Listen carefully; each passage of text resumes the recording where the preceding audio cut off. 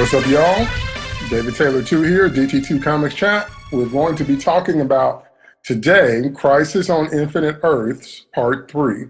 And that was the episode that aired last night on The Flash. Now, some of these questions are going to be from the Crisis in general, so it's not all going to be just what happened last night, because you can't really talk about the Crisis crossover event and just relegate things to the one episode of The Flash that happened last night. So I want to say welcome to all of you that are watching me live on Facebook. Welcome to those of you that are watching this video on YouTube. Those of you that are listening to me on the podcast, thank you so much. And those of you that are participating live, this Flash Chat is being done on Wednesday, December 11th, which is not our normal day. But after the Crisis event, there was no way I was going to wait a week to Flash Chat this episode. I'm like, we need to talk about this stuff now. And then after this, of course, the shows take a break and don't come back until the 14th. So we have a whole month to wait before we see how this whole thing turns out. Holy cow. But anyway, so welcome to everybody. And let's jump on in, and we're going to start with the first question. And the first question is, it was so great seeing Ashley back as Huntress. Unfortunately, it was just to watch her die. Would you watch a CW reboot of Birds of Prey, or do you prefer the movie version? Now, I know the movie is not out yet, and I know everybody's going to say the movie's not even out yet. I know that. But I just want you to think about it. Think about what you've seen from the posters and the trailers, and think about if you knew the Birds of Prey series before. Now, for those of you that don't, let me show you what that was back when the CW was still the WB, or maybe it was the CW by then. Anyway, it was between 2002 and 2003. And it was Black Canary, Oracle, and the Huntress. And it was truly Oracle, truly Barbara Gordon, with red hair and glasses in a wheelchair. And she had a couple episodes where she stepped into an exosuit and tried to be Batgirl again for a minute. But it was truly that version of Birds of Prey, much more comic accurate. And Ashley Scott was the Huntress. Now, on that show, she was the daughter of Batman and Catwoman. Now, once again, they created a premise that said that Batman left Gotham. I don't know why they love to start with that premise. Maybe because it's so unlike anything Batman would ever actually do, so they want to have some shock value, or they want to have a different spin on things or whatever, because it seems like that's the premise they start with on these shows, for the reason, they can't have Batman on the show because for some reason they can't really use Batman the way we'd like them to in live action on TV. But, we've had multiple Supermen, multiple Flashes, whatever. But anyway, for some reason they think that they can't put Batman on TV in live action on a regular basis, because we got glimpses of him in Gotham as Gotham ended. But the Birds of Prey show had Batman leaving town for whatever reason, but he left a daughter behind with Catwoman, and this particular Huntress was a mutant or a meta. So that's what that premise was about back then. So that's who Ashley that you saw on the opening of this episode, that's who she is, and that's who she played back then, and that's who we were seeing again, that version of Huntress. So I want to know, would you watch something like that again if they brought those actresses back? If they rebooted on TV with different actresses, but that idea, would you watch that? Do you think that's something worth watching? Or do you prefer what they're doing with the movie version, where they're basically led by Harley Quinn, and there's no Barbara Gordon at all, and then some of the other characters are different versions?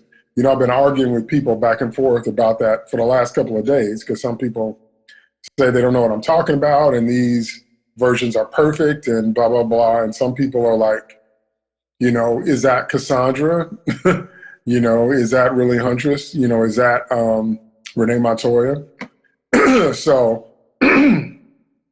sorry, I have to clear my throat. So, yeah, so that's what I want to know. So let me see some of the answers that I got. Okay, so on my Twitter stream, two of my regulars, Chris Colford fan of old shows, says, I'm not sure. I did not see the movie version that I remember. And I'm going to say, the movie's not out yet. I'm referring to what we see in the new trailers and posters. Let me see if I can find a picture to put with him, put with that. So yeah, so this new Birds of Prey aesthetic looks kind of neon chic. Is that a fair statement? It looks super, super, super colorful and not like street level heroes or whatever, and Harley Quinn being there. I understand the draw of Harley Quinn, and I understand the draw of Margot Robbie in particular as Harley. But that version of Birds of Prey is most definitely unique to the movie. Okay, Polly, P_Maker says, I would watch the TV version. The movie version I've seen is Harley and Friends, and she's so over-sexualized and oversaturated, I'm honestly sick of one of my favorite characters. And to that I'm going to say, so we've already reached the overexposure point with Harley Quinn.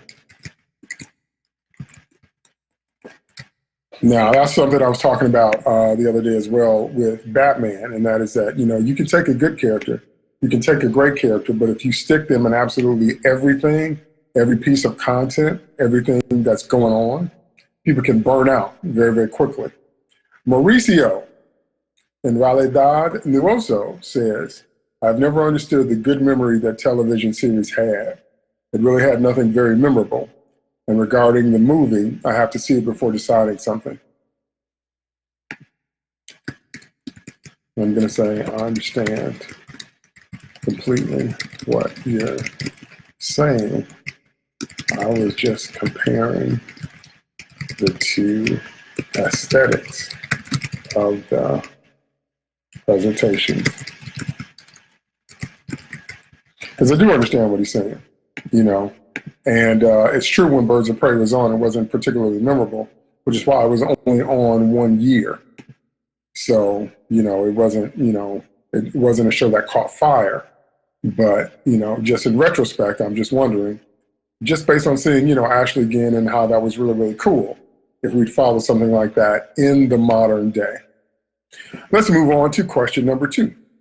Question number 2 is, was it morally right for Barry and Sarah to negate Oliver's sacrifice and bring him back from the dead?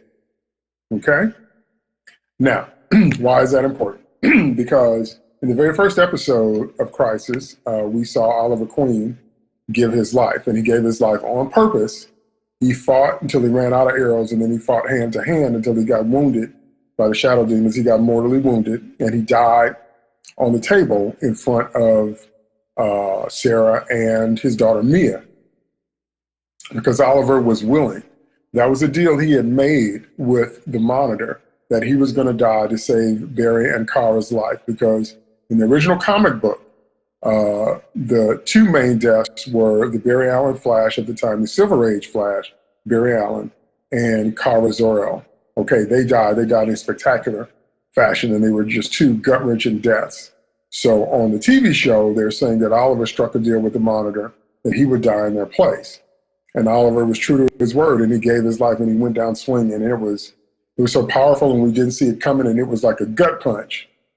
And it hit everybody hard. And Stephen Amell tweeted, "Always keep me in your hearts." And everybody was like, I mean, it was devastating, because Oliver was the first of this string of CW shows, and Arrow was the show that kicked all of this off, which is why we call it the Arrowverse. So for Oliver to be taken out and Stephen Amell to tweet that, we were all just like, ugh. And then right in the next episode, they bring him back, or they attempt to bring him back in some form. And I'm like, he wasn't even dead like a full 2 episodes and already bringing him back. So now I know you can make that same argument with Wrath of Khan and Spock's death and Star Trek 3 and all that. But remember, there was some time. There was more than a day in between the time those 2 films happened. And the original idea was to leave Spock all the way dead, because Leonard Nimoy wasn't happy about Spock coming back, because he felt like that minimized the impact of the death. So I'm just wondering if that same dynamic is at work here. Okay, let me read some of your answers as to whether or not it was morally right for Barry and Sarah to negate Oliver's sacrifice. And Mauricio says no, because on the one hand, I think Oliver had a good death. And on the other hand, those two know the problems that come with reviving someone in this universe. So you're saying that it was somewhat selfish and short-sighted on their part to try and get Oliver back. Okay. Mauricio has a good point, though, that both Barry and Sarah, Barry knows what happens when you tamper with the timeline, and Sarah knows what happened because she's been through it, because Sarah got killed on the show and Oliver brought her back through a Lazarus pit. And she said that, you know, if you missed it, when she said that, but when you come back basically as rage and lust, and you got bloodlust and you got murder, and, you know, you can't really control it. And now they're going so far as to say you don't have a soul at all. And so that's why they went on a quest to get Oliver's soul. And so Mauricio does have a good point that Sarah should know that it's not going to be that easy and that there's going to be a price to pay, even if they pull it off. Holly says, no, he died a hero, and it would have meant so much more to let him go out that way. Cool, he's now the Spectre, but it took so much away from his heroic death. And I'm going to say, I agree. Do you think that would have been lessened if they did it in the conclusion to the crisis instead of right away? So what if they had waited until the last episode wrap-up of the crisis and they brought Oliver back then?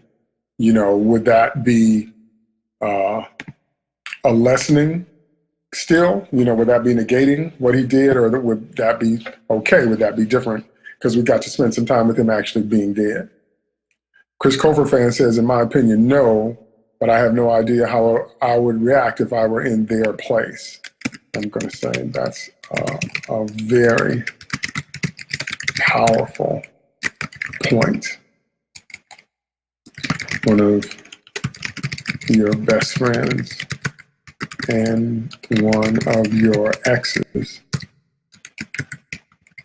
who knows that her life changed because you were in it. Maybe the emotions of the moment were just too much, which is true. They did a very good job of showing how much Barry cared about Oliver, and implied in that is how much Barry appreciated Oliver helping him get his start as a hero. And Sarah said, you know, flat out, that she wouldn't be who she is if it weren't for getting on that boat with Oliver, even though he was cheating on Laurel at the time. But they both come a long way from those days. So Barry and Sarah have that unique connection to Oliver. And so Chris Cofer fan's point is well taken, that, you know, maybe we're looking at it someone dispassionately, but, you know, if you were them and you're in that moment, maybe you would feel like, you know, they felt. Fabiolo _ CEJKU says, morally right, not really. However, I think that they need his guidance. He got a good ending for a hero, but I'm not sure that his journey is in the end. Oliver is the real leader of the crossover teams. And I'm going to say, thank you. Finally, someone that recognizes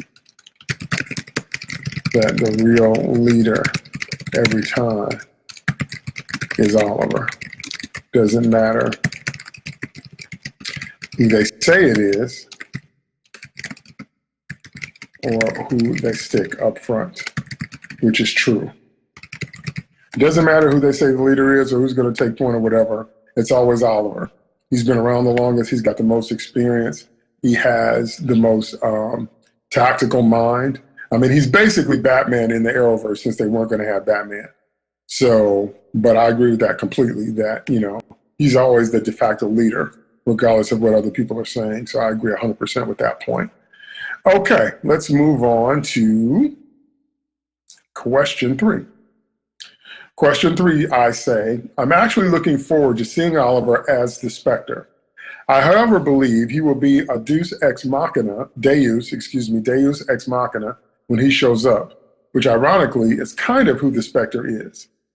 So what are your thoughts on Oliver fixing stuff? And I put fixing in quotes, air quotes, those of you that are watching the video, fixing stuff.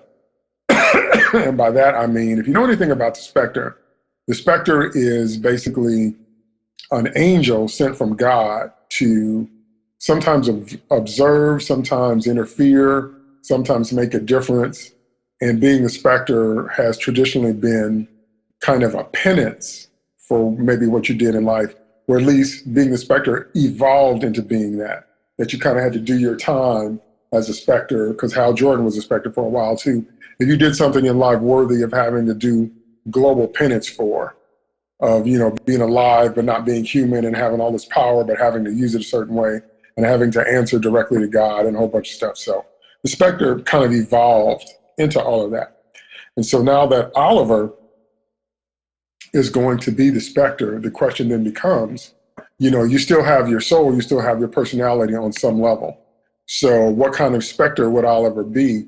And would you agree with, you know, his decisions? I know we haven't seen it, but we're just speculating on what kind of Spectre he might be. So let me read some of your answers. Fabiolo says, oh, something very interesting. Fabiolo says, now that I think of it, that was his destiny from the start. To that, I'm going to say, wow, how so? That's an interesting perspective, though, that maybe Oliver was always destined to be the Spectre. Wow, that's something to think about.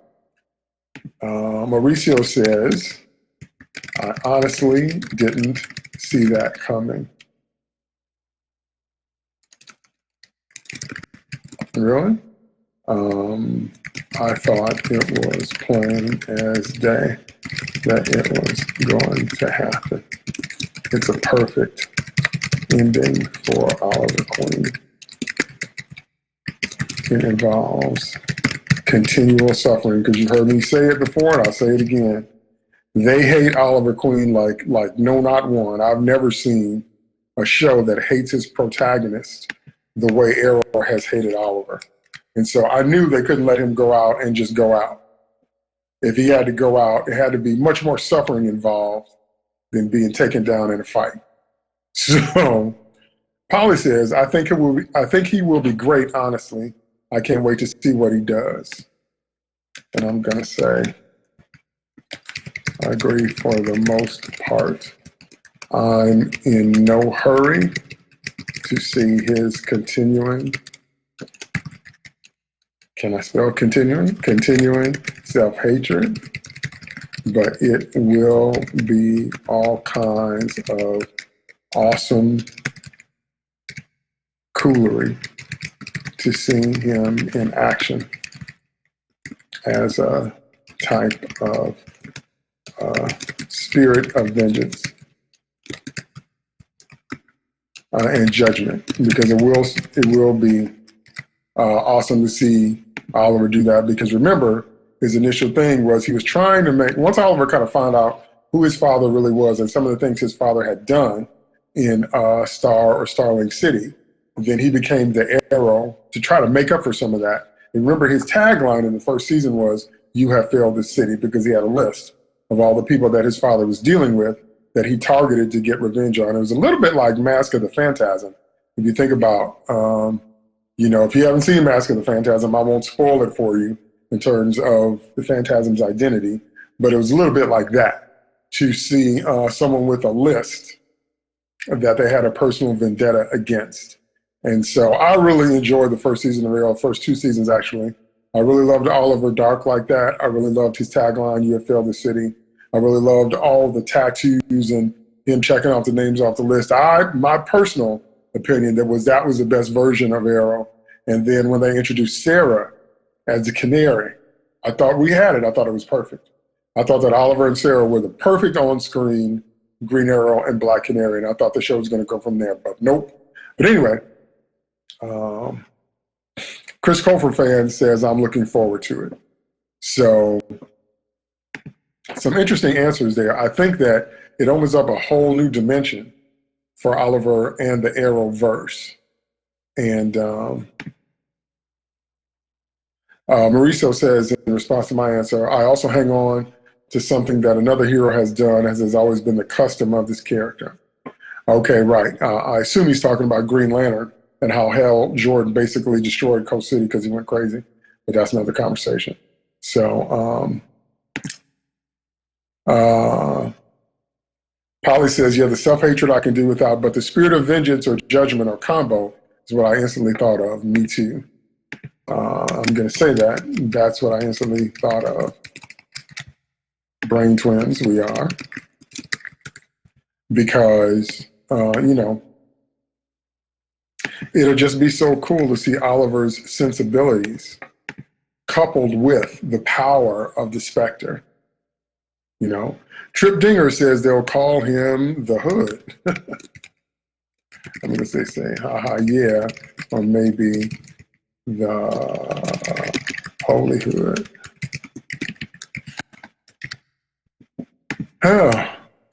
So cool. Yeah. So I am actually looking forward to it. I don't want to see him beating on himself anymore. We've had 600, 700, 800 years of that. But I do want to see him moving in this new dimension, and the sensibilities that he would bring to the table are going to set up some fascinating scenarios. All right, let's jump to question 4. Question 4, what is it going to take for these heroes to realize that someone like Lex Luthor must be completely immobilized, if not neutralized completely? Oh, I just don't. I mean, okay, I'm a longtime comic fan. So there's some things I've seen so many times, I'm tired of them. And one of the tropes that I'm tired of seeing, because Barry does it a lot in the first and second seasons of The Flash. Let me turn my phone on because I know somebody about to call me while I'm recording Flash Chat, because of course they would. So Barry did it a lot. Like when Barry had Zoom immobilized, he started gloating. And, you know, instead of making sure the Zoom was all the way out and in a, you know, power dampening collar or power dampening prison, that's what you would have to do with a master speedster. You don't gloat just because you have them tied up. They're coming out of that. And so that's something I've seen over and over and over again for so many years now until I'm tired.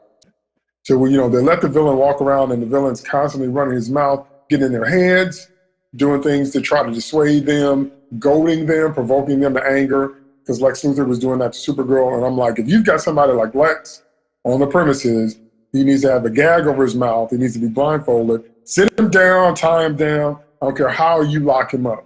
But every appendage needs to be secured in such a way, because he's got things on his person. He's probably got chemicals in false teeth. I mean, there's no telling what he's got going on. And to let him be walking around loose, and you think just because you put a supervillain like Lex Luthor in a force field, that somehow is going to be enough. I can't take stuff like that anymore. I'm tired of that level of incompetence. That's why I like Batman. Because I know, you know, that has worked in his favor many times. But Batman will be smart enough to know if you don't take him out, you at least have to put him down and make sure they don't get back up anytime soon. Let me put it that way. Damian's good at that, although Damian wants to kill him, and Bruce is like, no, don't kill him. But Damian knows how to put him down, and Cassandra Cain knows how to put him down. You know, but they won't be getting back up for a while, and when they do get up, they're going to be a lot worse for wear. That's why I like Batman. But anyway, let me read some of your answers. Mauricio says, for the heroes to follow a certain logic, they should leave this channel. And he's got a picture of HBO. So you're saying, this is my response, so you're saying that the CW heroes aren't allowed to be that smart? Which is kind of true. They kind of aren't. Polly says, him to weasel his way into a situation where someone is needed and surprised it's him instead. Oh, wait. And I'm going to be like, they need to shackle every appendage, blindfold him, and gag him at a minimum. Because they do. Okay, Nalvi Sutton, 7 Neuter says, calling Injustice Superman, please report to the air first. Injustice Superman. And I'm going to say, that is funny but accurate, because Injustice Superman did not play games. If you don't know anything about Injustice, Gods Among Us, the game and the comic series, and you don't know anything about Justice League Unlimited, there's two different scenarios where Superman actually kills Lex Luthor. In Injustice, Gods Among Us, he actually kills the Joker, not Lex Luthor. But he does kill a version of Lex Luthor, but the Joker did a spell or did some type of hypnosis or some type of tech that made Superman see Lois as Doomsday. So Superman flew Lois up into space and basically beat her to death. And Lois was also pregnant. And so when the Joker's spell or tech or mirage wore off, Superman saw he'd just beaten his pregnant wife to death. Phew. So he came back to the jail with Batman, and of course the Joker's just laughing, and Batman's trying to stop him, and Clark basically sticks his hand through the Joker's chest and pulls his heart back through his back. And he becomes Injustice Superman. He becomes the tyrant everybody was always afraid that he'd be, because Lois is most often his human anchor. Lois and or the Kents, his parents, are more of the anchor to his human side, so he doesn't go too far with all his power. In Justice League Unlimited, an episode called A Better World, in another dimension, Superman actually does kill Lex Luthor, and then he becomes Justice Lord Superman, where they again become dictators and tyrants, and they go around enforcing their will on everybody else. So those two Elseworlds tales are trying to illustrate what would happen if Superman did kill, if he crossed the line. He let his emotions get the better of him, and he became a dictator and a tyrant, and there's no Lois to anchor him, or he just, gives up his moral stand. What would that look like? That's why they're so fascinating. So that's what he's referring to when he says calling Injustice Superman, because Injustice Superman, he killed Captain Marvel. He killed a lot of people. I mean, it's really brutal. It's a good read, but it's really, really brutal. So Fabiello says he is exactly what they needed. In worlds that need saving, Lex is just the right one to keep them intact. And I'm going to say, oh my word, Lex Luthor needs to be over, because he really does. He really does. Lex Luthor is another one that's just overexposed, but that's just me. Polly says they at least need to put Lex in that holder cell thing they put Ramsey in and no books. I'm going to say absolutely correct. That cell that they put, Darwin in, and that cell that they put Ramsey in, they need a cell like that to put Lex in, like the one they had at Star Labs. Okay? So, again, I don't know what it's going to take for the heroes to get it, but it seems like they just don't get it. So, I know people will say, well, we need that, to tell the story. Maybe so, but that doesn't mean, that it doesn't get on my nerves, because it does. All right, question 5. We pretty much when I say we, I mean fandom. We pretty much called that it would be John Wesley Shipp's Flash dying, but it was still one of the most noble things I've ever seen. Do you think he'll eventually come back, like in the comics? Okay, so once again, for those of you that hadn't read the original Crisis on Infinite Earths in the comics, a 1985 crossover, major crossover event in the comic books, Barry Allen Flash, the Silver Age Flash, indeed does run himself to death and give his life to save the universe. And so we called, and watching the show, the monitor said Flash must die. He never said which one. And he didn't even say Barry Allen must die. He just said Flash must die. So we pretty much figured it wasn't going to be our Barry from Earth 1. So it turns out it was the Flash from the Flash TV series in the 1990s, Earth 90, John Wesley Shipp's Flash. But in the comics, Barry Allen, the original Silver Age Flash, does come back, because the Golden Age Flash was Jay Garrick from Earth 2.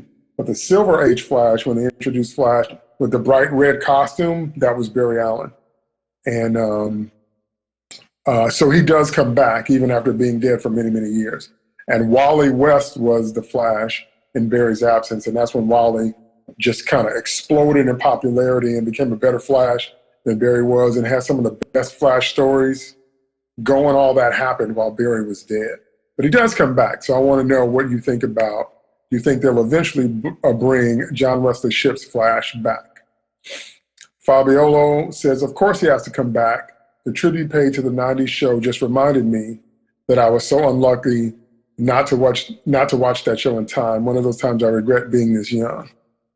And I'm going to say that's an interesting perspective, one that I don't hear often, because you really do have to be alive at the time a show is airing to understand the impact on the culture of the day. And you really do. When I look at things that my father used to watch, and I look at things that my father liked, and I looked at all the things that meant something to my dad, I got into them because I loved him and because they meant something to him. But I obviously couldn't relate because it wasn't my time, it wasn't my generation. So I have to imagine that when my son looks at the things that mean something to me, they're not from his time, not from his generation. And so that's a very good and interesting point that Fabiola makes there, that you really have to be alive at the time, because if you saw the 1990 show, it was groundbreaking at the time. Now it skewed kind of dark, even the music and the color palette and the lighting and all that. They were once again trying to make him kind of like Batman Flash. It wasn't as bright tonally as you would think a Flash series would be. Not even the first season of today's Flash. It wasn't quite that bright. It had some darker stuff, but it was still really cool at the time. And the special effects were really cool at the time. They were very visceral, and they would, speed up the camera so you would feel like you were running with him. And he had his love thing going on with Dr. Tina McGee or whatever. So it was a great show. It was a lot of fun. And obviously it still, has left an impact, because those of us that saw it still love it and remember it.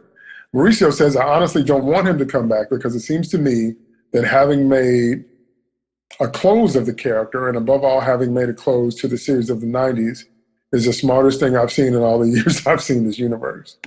And I'm going to say that also is very true. Everything doesn't have to be open-ended. Some things can be definitively closed and finished. And some things, many things, should be. Some stuff, they just need to let it go. Some stuff, it happened, it was what it was, it had its day, it had its time, and now it's time to let that go. That's not everything, but some things. Okay, Ashley, which is the @ symbol, shy, yes please, or ASH, yes please. I always have trouble saying that for some strange reason, because it looks funny in my head. Ash, yes please, says, I wouldn't be against him somehow coming back, but considering we still have John Wesley Shipp as Jay Garrick from Earth 3, assuming the heroes revive all the Earths back again, then I don't see why they would necessarily. And to that, I'm going to say,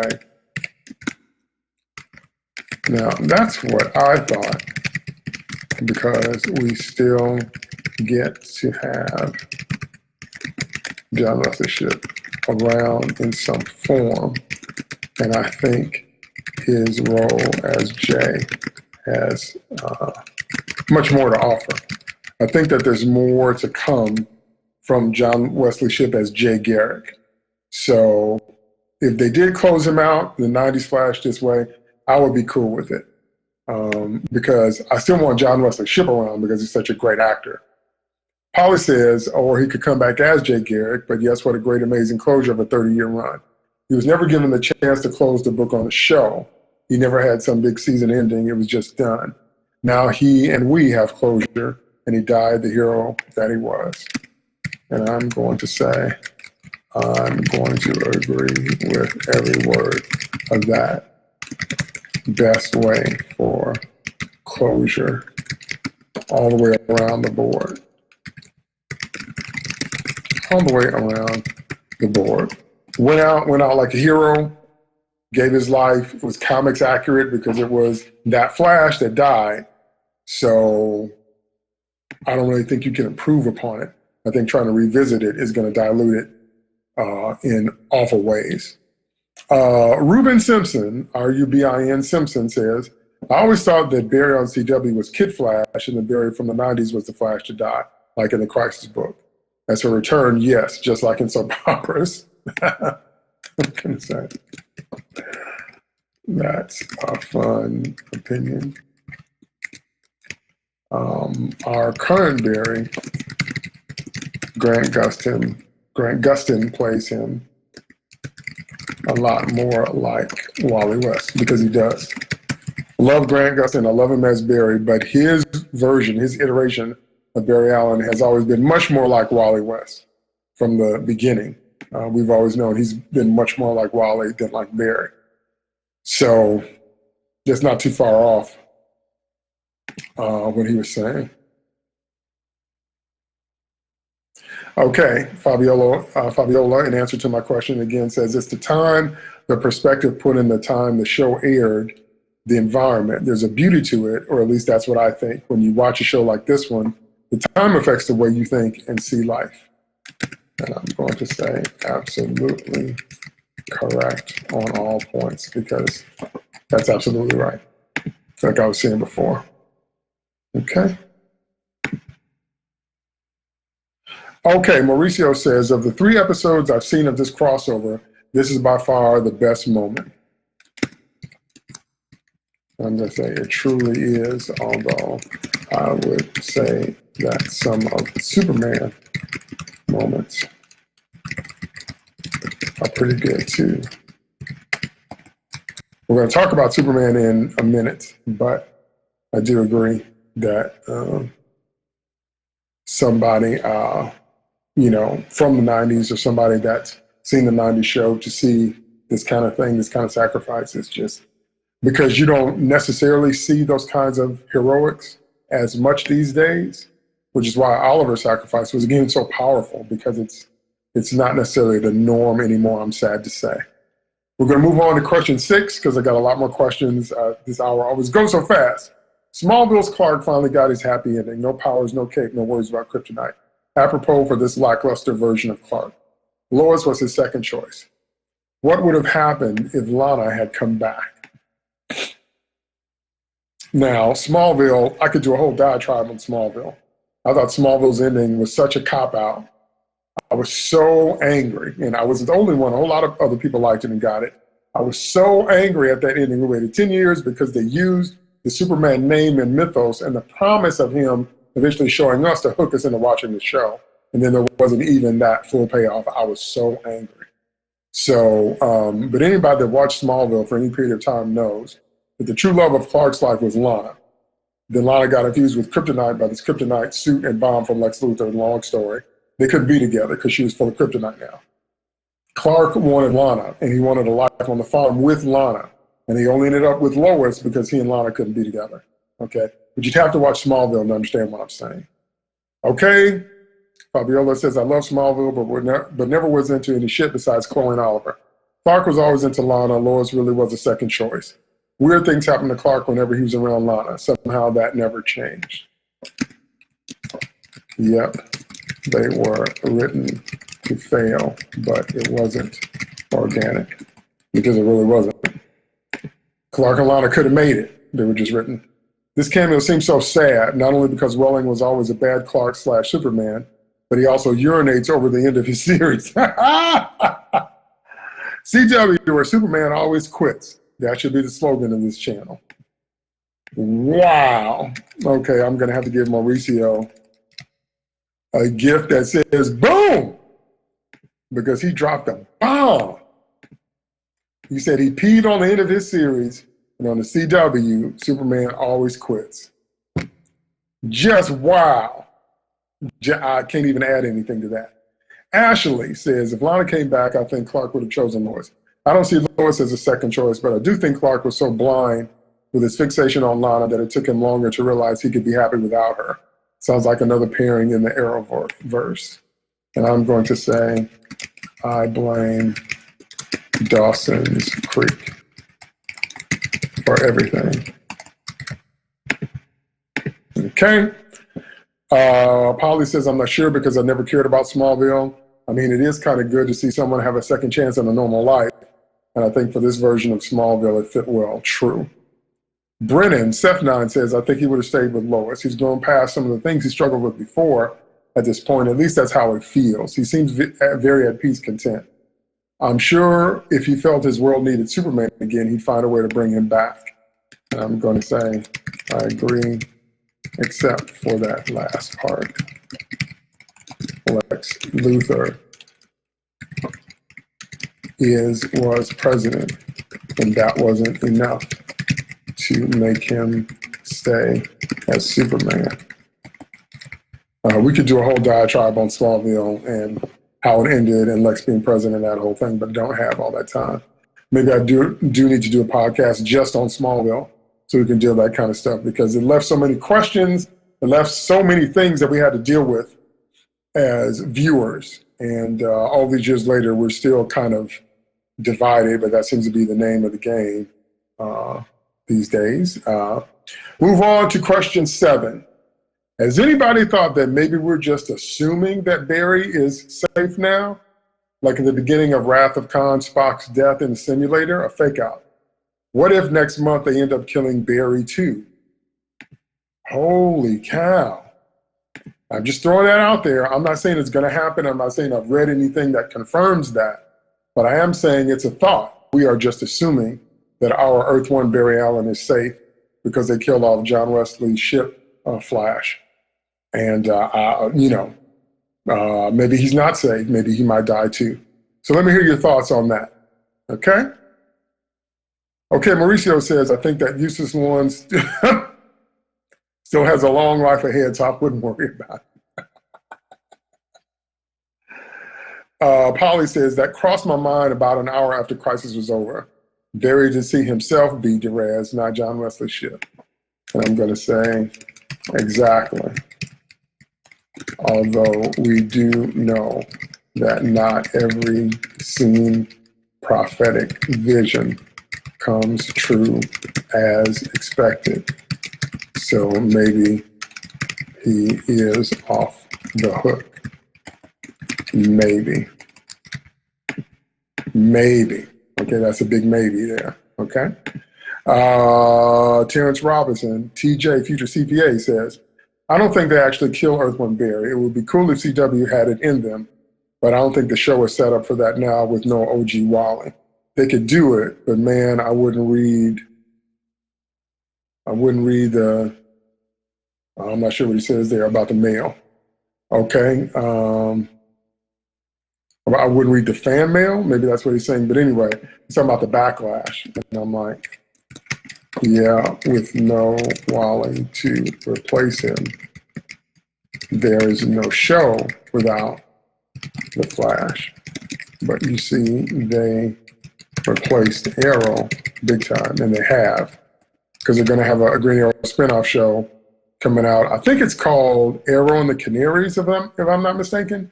So it's going to be like maybe Donna Drake and maybe like Ertu Laurel and maybe Mia. So, but I do know a show's coming out. So they actually did replace Oliver on his own show, or maybe create a spinoff. Maybe that's more accurate. But still, there's no law says they couldn't do that with Barry too. Sarah Holiday _Sarah, S-A-R-A, says, never crossed my mind, but now that you mention it, kind of having second thoughts. I mean, it would be the biggest fake out we've seen since Smallville killed Jimmy Olsen and then said it wasn't Jimmy. It wasn't the real Jimmy. Smallville killed the character of Jimmy Olsen and then said that it was his big brother who had the same middle name as him, Henry James Olsen or whatever. It was so lame. Fabiola says, assuming no one is really safe in this crossover, they literally killed Oliver when we didn't expect them to anyway. Very true. Very true. But this would be even bigger than that, which is true. It would be. It would be so much bigger. Okay? Need for Marvel versus DC says, I'll be cool with Barry being killed. Dwayne, aka General Grudge, says, I quit watching The Flash when they took it off next day Hulu, like the second season, but maybe I should jump back in. And to that, I'm going to say first 2 seasons are still the best. Third season isn't as bad as most say. Somewhat. Okay. Of course, my phone is buzzing because I told you somebody was going to try to call me while I'm doing Flash Chat, because of course they would. Okay, we're running out of time, so let me move on to the next question, because each one of these questions we could spend a lot of time here. Okay, now a word from our sponsors. Soldiers and Serpents, my RPG, my role-playing game, is available now. Role-play as your favorite characters from the Realm series as you choose between the dark and the light. Officially launching in February of 2020, but you can get your copy now. And then I put a link where you want to go to is secretsoftherealm.com, secretsoftherealm.com, and you can order your copy and it'll get shipped right to you. Okay? And that was a word from our sponsor. Polly saying right in time for my birthday, so she wants me to send her a copy. Hint, hint. Okay? Let's go to question 8. Question 8 says, they're clearly trying to say that Kara and Kate are the new world's finest. They haven't even known each other long enough to deserve that title. Agree or disagree? It's so obvious, it was so heavy-handed that they were setting up, old Batman, Kevin Conroy Batman was old and crazy and a murderer. And of course, Kate kills him. Nobody can kill Batman. But she does it, one punch, one kick woman. And this version of Kara, they set up to be better than her version of Superman in every way. She's even taller than he is. And so they're clearly trying to set up this Supergirl and this Batwoman as the new world's finest. If you know anything about the world's finest from the comics, that's the title given to the Batman-Superman pairing. So whenever they got together, they called that the world's finest. They even had a title called the world's finest for quite some time. But that was always talking about Batman and Superman. And now it's clear they're trying to pass that baton on to these two. What do you think about that? Fabiola says, I am all for female empowerment, but the CW was disrespectful towards Batman, and I will never forget this one. And to that, I am going to give him a boom gif as well, because, man, what they made Conroy do. I understand what they were trying to do, but anyway, I'll have to speak on that later because I have a lot more to say about that. Mauricio say, I agree, they literally killed Batman and Superman on the screen, so these two girls will inherit the title. Woo, I would like to say something else, but I need to contact a lawyer to cancel that will. And then he says, I need Bobby Donald right now. Mauricio is so funny. He's so funny because he's so, when he gets in that zone, man, he's raw and unfiltered. And wow. Okay. So I'm just giving him a laugh gift on that one because that one was deep. Okay, Brennan. S6Ep9 says, I like where it's going. Dramatic things like what they're experiencing do tend to bring some people together quickly, especially people like them. Plus, they're not going to be able to give us the traditional world's finest. Terrence Robinson, TJ Future CPA says, I don't think they have, but that cat's out of the bag. Now I hope they earn it. And I'm going to say, very good point, because it is a good point. Very good point. Okay, I gotta keep moving. Joseph Mason, Lord Nishar says, let's see where it goes.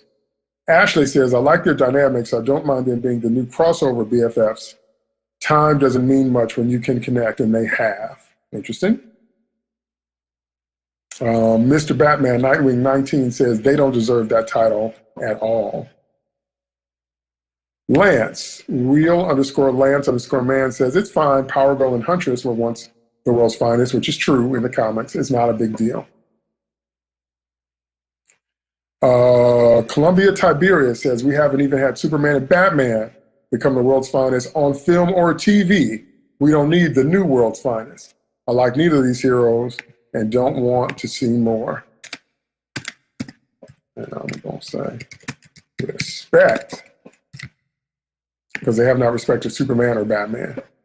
The Steak That Smiles Back, Splunge Kick says, they'll grow into the roles. Marissa, which is Marissa Steele is her handle. I'm still not sure why Kate is in this crossover. I understand the real world aspects of why, but all I've seen so far is her following Supergirl around like a stalkerish lost puppy. I'm sure it's hard to write good storylines when you have to shoehorn a character in, and I'm going to give her a thank you because that's the same thing I thought. They really made Kate look like she's hung up on Kara in an obsessive kind of way, not in a you're my friend and I care about you kind of way.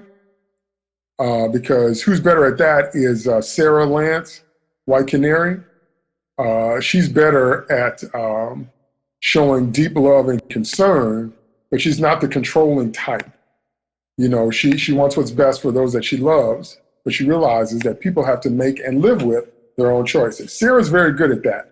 But Kate, the way they painted her in this crossover with Kara, seems very, I don't know, very stalkery, very too into her too fast, very much trying to control how she thinks and feels, and a whole bunch of things that just didn't really sit well with me. And also with the fact that we haven't even seen Batman and Superman be the world's finest.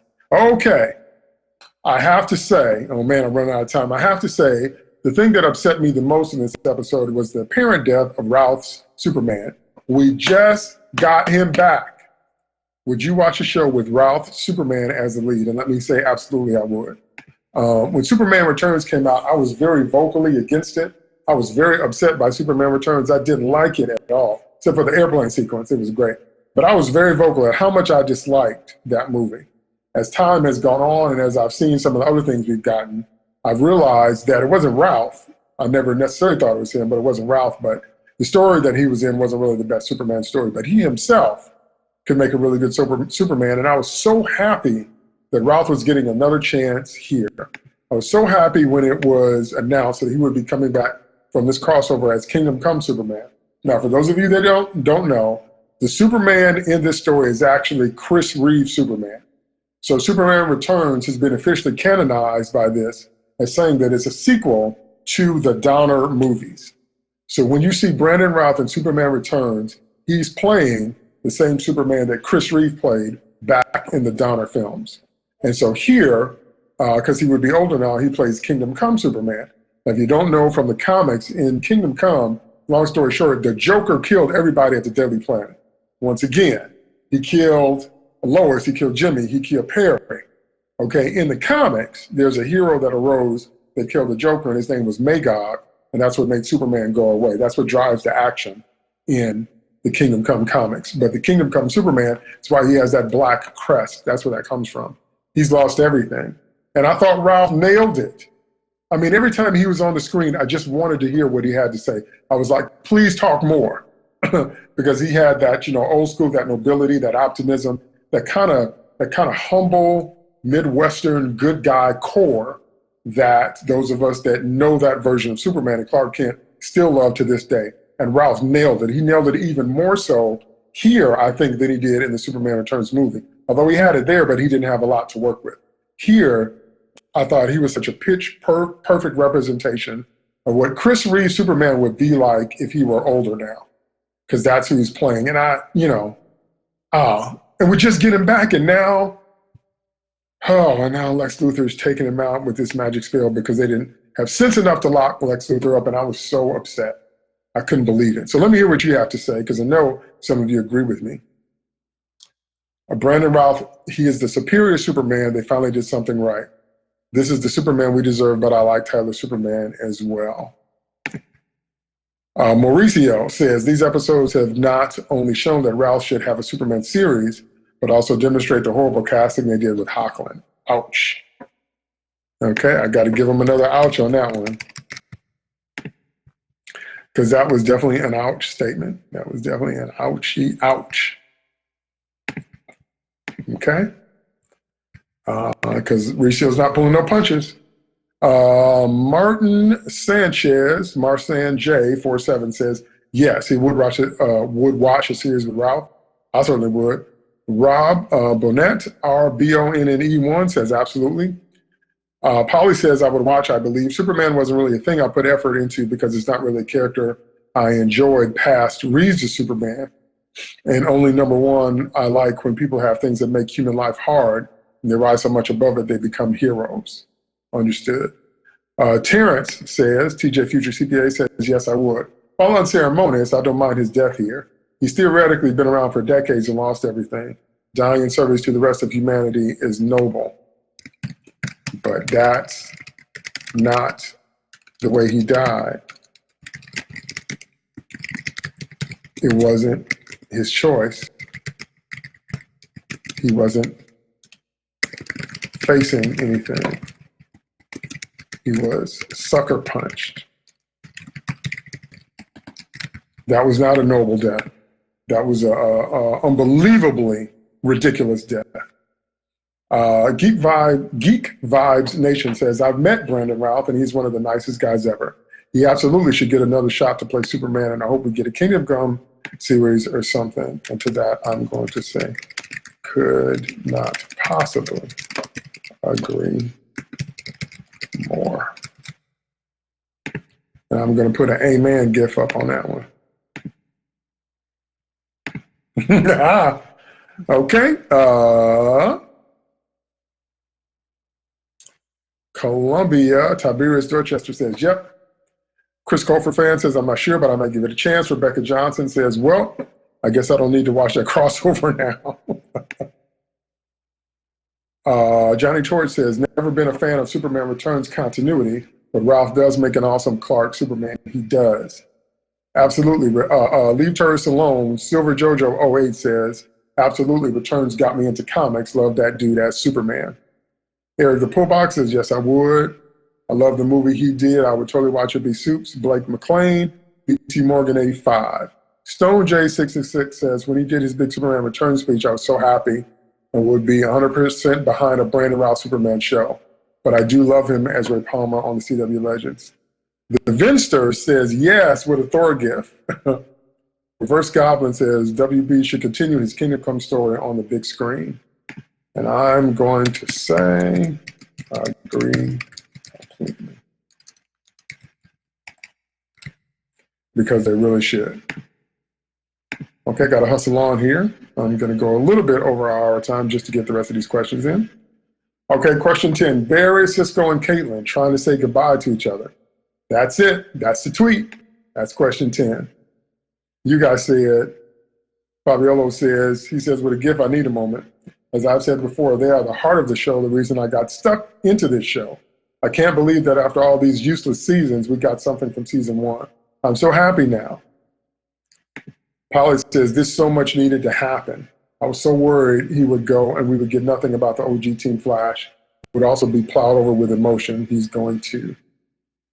Mauricio said, because these three should always have been the most important thing in this series. Right again. Team Forward says the heart of the show. That's right. That's right, because they were. Okay. Here's the big one. Question 11. Vibe is back, baby. We totally knew it was coming, but still so good to see. You think he'll keep his powers this time?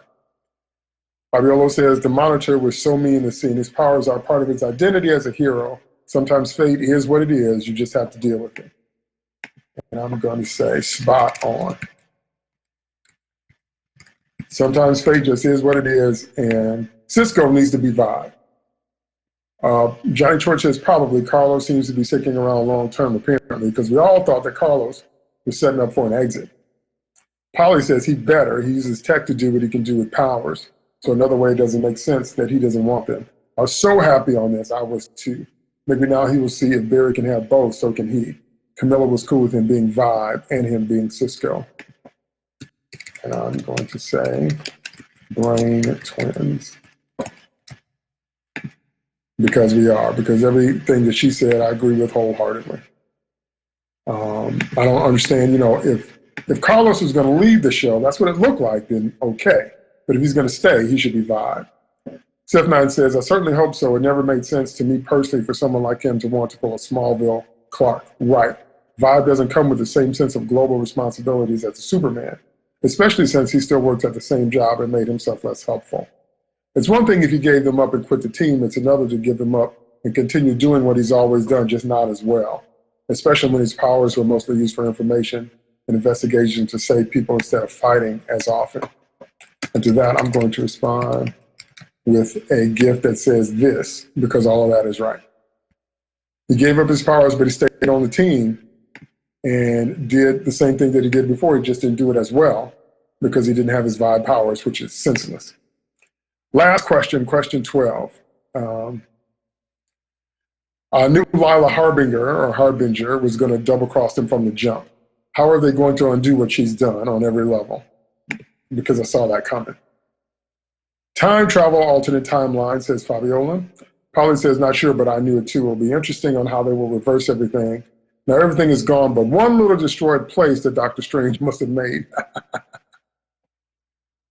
Oh, because they're going to have to undo. Now let me tell you what I think is going to happen. If we're just talking about predictions, what I think is going to happen is Oliver's going to swoop in as a Spectre, and he's going to try to fix as much as he can. He's not going to be able to fix everything, but he's going to try to fix as much as he can, and then some stuff they're just going to have to live with. That's really what I think is going to go down when we come back in January. And they're going to try to merge all the worlds and have all of the heroes on Earth 1, I think. They did that in the comics for a while, okay? They did it in the comics for a while. Then they split them back into the multiverse again because there's some problems with having all the heroes on one Earth. And, you know, there's the aging issue, and, you know, you shouldn't have any problems if you got all those heroes on one Earth. So they'll probably try to do that for a while to try to keep all the heroes in the Arrowverse in one space. So that'll be cool, more crossover potential or whatever, but it might not stick. But I think that's what Oliver Spectre is going to do. And the last thing I'll say is I truly, truly hope that we get a cameo from Captain Marvel because Pariah mentioned Eternium, which comes from the Rock of Eternity. And so I really hope that Captain Marvel shows up, or at least Billy Batson or something, or maybe Mary, or maybe Freddie. I'll take Mary or Freddie, but I would certainly like to see some member of the Marvel family show up during this last part of the crossover that's going to air on January 14th. So that's our last Flash Chat for the year. I want to thank everybody for participating live on the Twitter stream. Thank you for watching me live on my Facebook. Thank you for watching the video on YouTube, and thank you for listening to the podcast. I appreciate that. Definitely go out and buy my game, buy my RPG. I've worked very hard on it. You'll have a lot of fun playing it because you get to use light side or dark side powers. You get to decide who you want to be. The ending is not written. You write your own ending. So just another unabashed, unashamed plug for my own stuff because I have a lot of content. So again, I want to thank you for being a part of Flash Chat for 2019. And I will see you, Lord willing, in the new year of 2020, where once Crisis wraps up, we're going to have a lot to Flash Chat about. See you then. Thanks. Like, subscribe, share, and ring the bell, and enjoy.